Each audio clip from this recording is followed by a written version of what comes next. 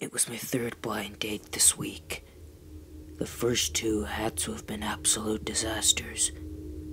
Date number one, a lady who was more engrossed in her text messaging than actual conversation. Date two, a hyperactive woman who was quite eager and vocal about the pros and cons of me versus her ex-boyfriend. But this third date was actually pretty good. The meal was nice, the wine exquisite, and the conversation flowing and intriguing. It was near the end of the date, as we were finishing dessert, when she told me she had something to tell me. Something important that she'd never told anyone else before.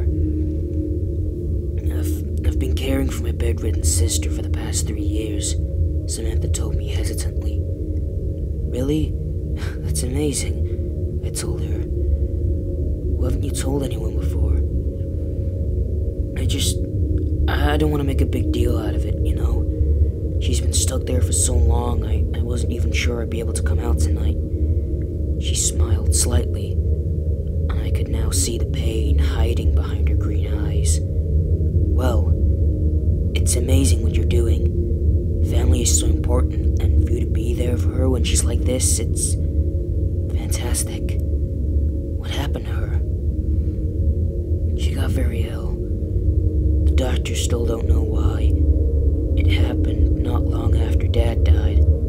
He was bedridden for such a long time too, but through thick and thin I stayed by his side as well, she said, with a slight hint of pride accompanying the sadness. Your father was sick also? Sir, madam, are you enjoying your meal? Our waiter inquired, interrupting both the conversation and my thoughts. Yes, very much so, thank you. Could I pay the bill? It's getting late. I asked the waiter. Of course, sir, right this way, he said, ushering me to the front counter. Truth be told, I would have remained at the table as I was enjoying her company. I felt sympathy for her, to have such tragedy strike her family. There was something niggling at the back of my head, keeping that sentence she spoke repeating over and over again. Not long after Dad died, he was bedridden for such a long time too, but through thick and thin, I stayed by his side as well. Her mother died when she was young, and Samantha herself had moved out when she was 18. Perhaps there was something about the home her father and her sister occupied that was causing their, like asbestos, or open chemicals wafting throughout the house. I decided to just let those thoughts remain as thoughts. There was no need to ruin such a lovely evening. Samantha appeared beside me as I was getting the receipt, and she had already collected both her coat and mine. Thanks, I said as I quickly put it on. The rain outside was getting heavier, and I was hoping the coat would somewhat protect me from the rain. We had just gotten into the car when she offered me an interesting proposal. Would you like to meet her? Samantha asked. Meet who? My sister. She loves visitors. Plus, I should be getting back to see if she needs anything. Sure. I do have to drop you off. I can come inside if you wouldn't mind offering me a coffee, I said cheekily, smiling as she chuckled. The rain had died down, but was still constant as we pulled up in front of her house. We made a mad dash to the house, quickly getting inside to dry up. I made my way into the living room, putting my coat upon the rack as I looked around. The mantel had the standard family photos, either of Samantha and her sister, or Samantha or her dad. I did not see any of all three together, though. Perhaps she just wasn't around that much until she came back to take care of her dad. Samantha quickly guided me into a room at the end of the hall. It was time to meet her sister, Jessica.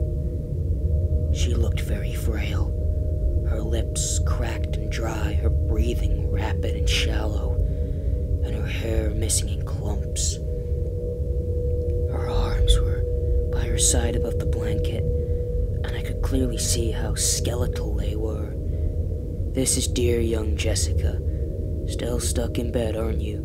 But don't you worry. Big Sister is here to get you well again," she exclaimed as she pat her little sister on the head. I could swear that I saw Jessica try to pull away from Samantha's hand, sweat still forming on her forehead, despite the cold air emanating from the air conditioner. "Right, how about that coffee?" she said, deciding that our time was done here. She left first, allowing me to follow her out.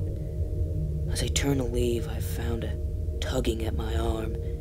It was Jessica, using what strength she had to keep me by her side.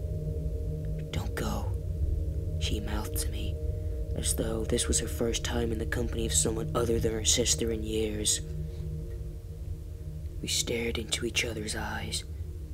As I felt the seconds tick by, I heard the sound of doors closing in the background. I guess that she went to get changed or something, I don't know. "Still stuck in bed, are you?" "Not long after Dad died, he was bedridden. I stayed right by his side. By his side. Don't go. Don't go." Gears were turning in my brain.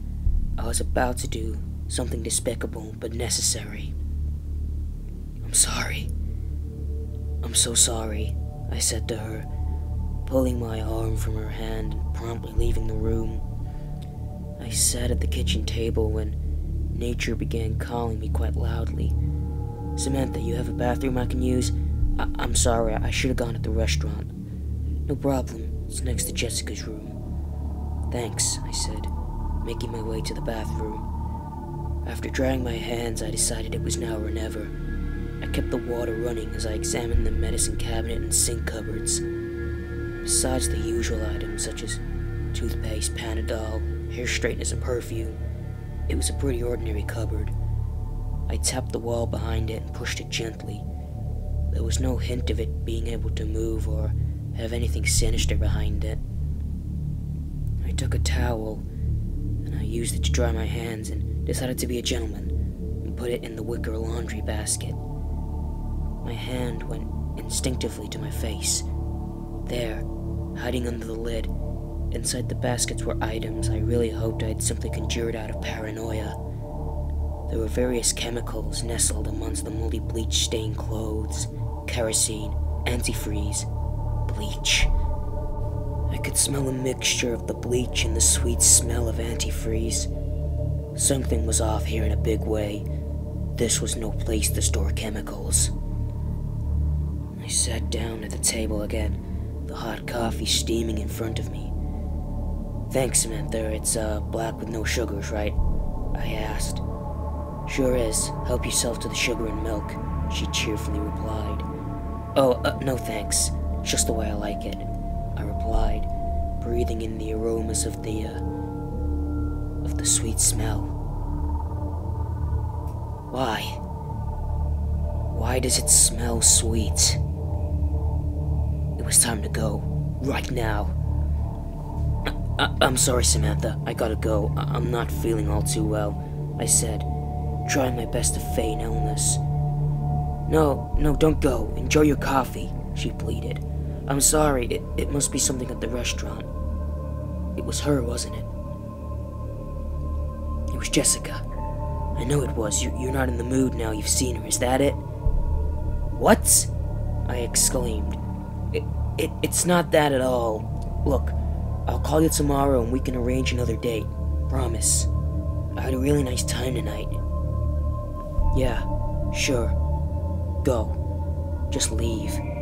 I need to have a word with my sister anyway. You know the way out," she said dismissively, dumping the coffees into the sink and dropping the mugs, letting them clang loudly against the sink. I could hear Samantha yelling and screaming, the clatter and banging of various items being tossed and thrown. I felt so guilty leaving Jessica alone to face her sister's wrath, but for me to help her, I had to leave and take action. The officer told me it was something called Munchausen by proxy. By the time Jessica was rescued from that god-awful place, she had lost the use of one of her kidneys, with the other one not long from death. She was quite close to being blind, and her throat had almost been destroyed by bleach. It had been a long time since that day, but I still can't shake that image from my head. That look of absolute betrayal and hurt as I ripped my arm from her hand. I wouldn't blame her if she thought I was leaving her for dead. I only hope she understands I did it for the right reasons. I'm sorry, Jessica. I'm sorry.